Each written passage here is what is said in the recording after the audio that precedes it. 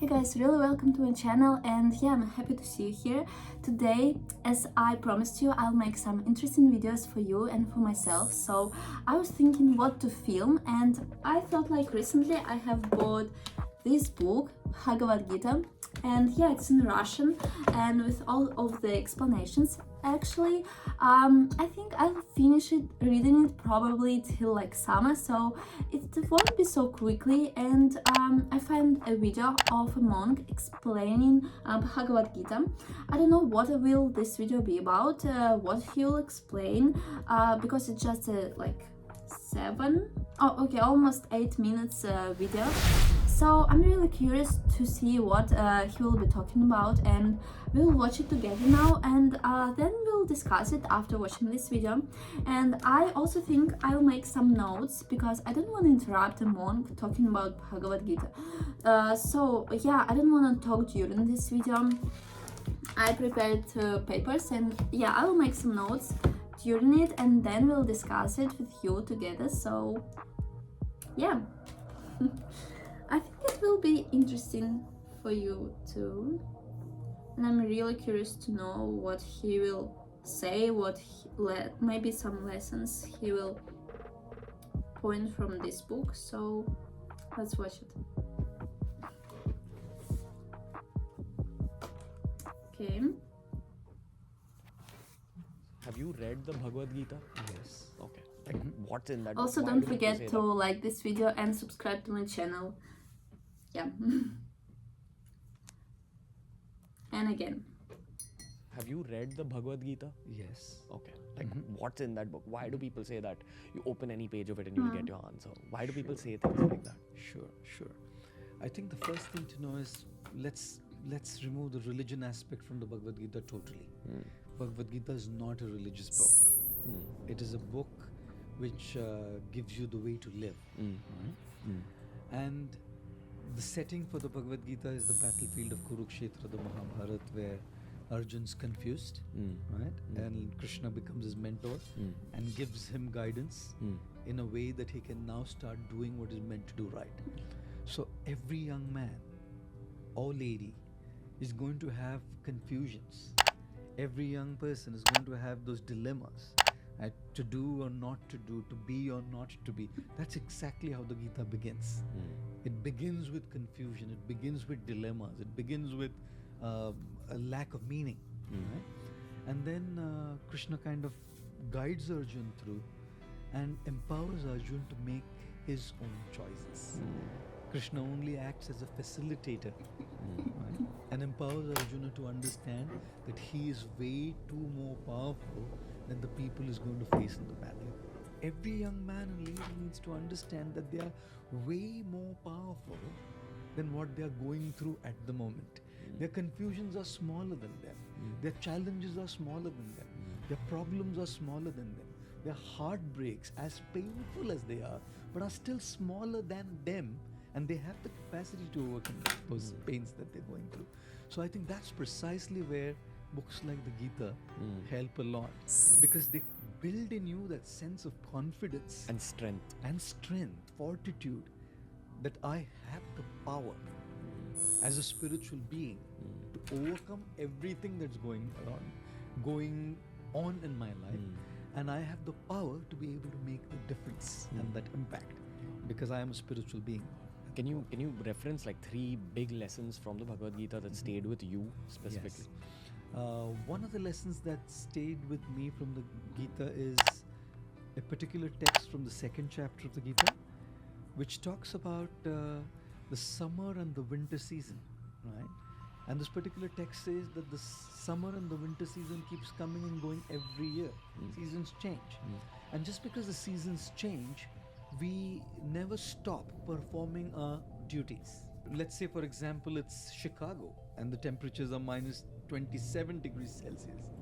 People don't stop their work still. Let's say it's Delhi, it's 43 degrees Celsius. People are still on and going on with their regular life, with a few adjustments here and there, obviously. So this text of the Gita, chapter 2, tells us that we have to learn to tolerate the ups and downs and not be distracted from what our main purpose is. Like when we talk about tolerating failures and pains, we can understand. But we also have to learn to tolerate our success and the good times, because both distract us. You know, usually we only look at the negatives as distractions, but even the positives distract us from what we are meant to be doing. So that's something that really kind of stayed with me. The second thing that I really kind of resonate with in the Gita is a verse from the 6th chapter which talks about the mind being a friend or an enemy to you. It depends on how you deal with the mind. Okay. Right? If you befriend your mind, the mind will become your friend and will empower you to do what you want to do. But if you don't deal with it rightly, then the mind will become your enemy and will lead to your downfall. I'll give you an example. You want to get up early in the morning to go for a jog or for a workout because you know you want to be fit. You know your days are busy, and you decide this is going to be my plan for the year 2020. Correct? You set up the alarm clock to wake up early in the morning, 5, 6, whatever. And when the alarm goes, what's the mind saying? The first thing, you slept late last night, take it easy. Or maybe this is not the right thing for you to do. The mind's constantly playing games, right? Now, if you have a mind which is constantly giving these kind of reasons, you're not going to wake up. Right? On the other hand, if you learn to train your mind using the proper intellectual process, right, proper spiritual process, your mind can be your greatest asset and your friend. Which is meditation, good books. Meditation, books, right? Correct friends. Correct friends, the right kind of company. All of these are inputs so that your mind kind of becomes a friend. And the third thing from the Gita that connects to me a lot is how do we start looking at the presence of divinity everywhere in every aspect? Divinity. We don't have to necessarily go to a place of worship to look at the presence of divinity. You can look at the presence of divinity in Nature, You can yeah. look at the presence of divinity in other people. You can start looking at the splendor of the creator or the creation. Or you can start looking at the splendor of the creator in the creation. You know, which is precisely why this is something that I usually tell people is when you look at somebody who's better than you know, and especially if they're in the same field, usually there is insecurity. There's Also insecurity that this guy's doing better than me in what I am doing. Or there is envy, jealousy. Sometimes it goes to the extent of sabotaging that other person's work as well. You know? And it has happened in the world, happens all the time. So when you start looking at divinity in creation, you start looking at how divinity has empowered somebody to do something in a special way. That person has been gifted by higher powers, right? And to sabotage that person's work or to be envious about that person or to feel insecure means actually insulting somebody who's given that gift to him, you know?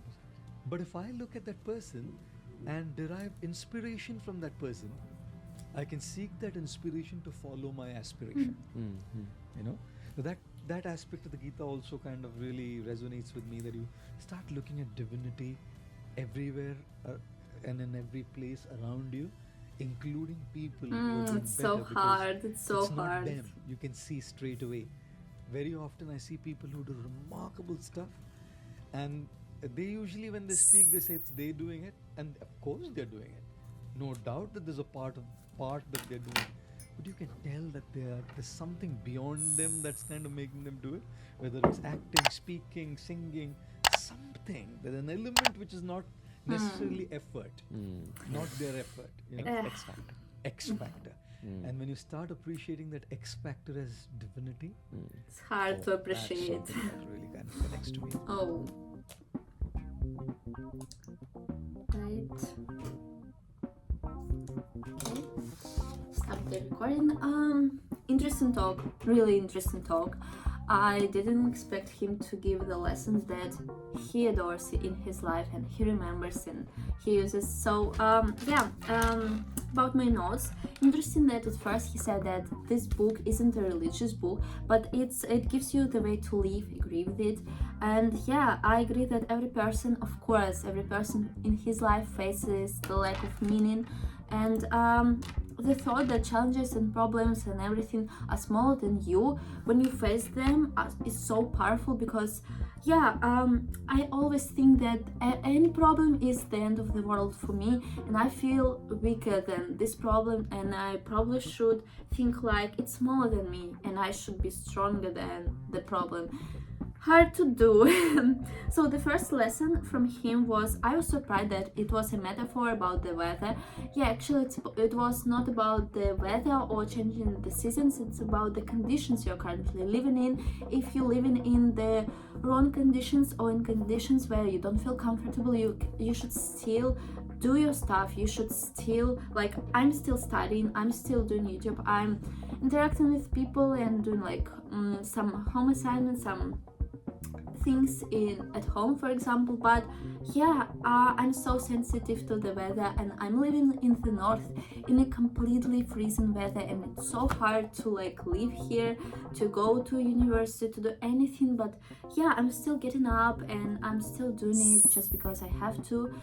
So it was an interesting lesson for me. It was the first one. The second one, the second lesson is also important because it was about your mind, how it can be an enemy to you or a friend. My mind often is being an enemy to me, just because when I think negatively, I become more stressed, more depressed, I become weaker, and it's hard to think positively and to make mind your friend. So and this thought are just because of my mind, my own mind, not because of the situation. So also about meditations, I've tried meditations, and especially I'm doing it at night when I feel stressed, when I feel like I can't bear this stress anymore.